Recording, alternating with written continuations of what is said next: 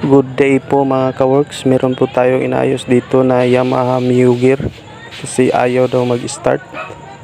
Ayaw gumana yung kanyang push start. Ayan. Ngayon titingnan natin dito kung ano yung nangyari dito. Ano yung nasira dito. Ngayon ating i-troubleshoot ito. Panoorin niyo kung paano ito i-troubleshoot. Ganito lang para malaman natin na kung ano yung nasira dito. Yan, direct lang natin ng circlip tire. Yan, gumagana na yung starter kapag dinirect natin. Ibig sabihin nasira na itong kanyang push start switch, itong kanyang switch. Yan, subukan natin palitan ng switch.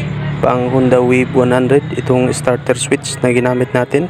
Pagkatapos ay susubukan natin kung gagana na ba yung kanyang starter. Kasi yung stock na starter switch ay nasira na yung kanyang luma. Ayan, po start natin.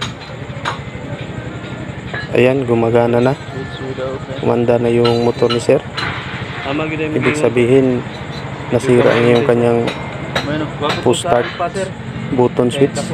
Ngayon palitan natin itong push start switch o push button switch ng mas malaki kasi hindi siya kasya dito sa kanyang butas, kasi maluwag siya dito sa kanyang butas. Pwedeng ilagay natin yung sa Wave Alpha CX kasi medyo malaki yun, tsaka kulay itim red yung kanyang push button switch.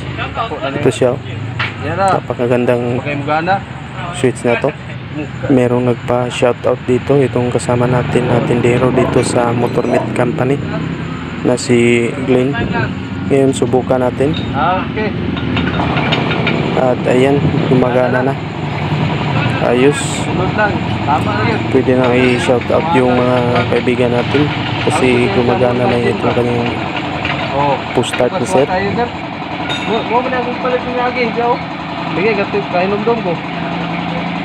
Final. Okay. Ayan, tapos na, problem solved. Okay na. Shout out. Masaya na yung may-ari kasi gumagana na yung kanyang push start. Napapagod na daw siya sa pag-kick. Ayan po si Glenn. Ayan, masaya na sila na umalis yung customer.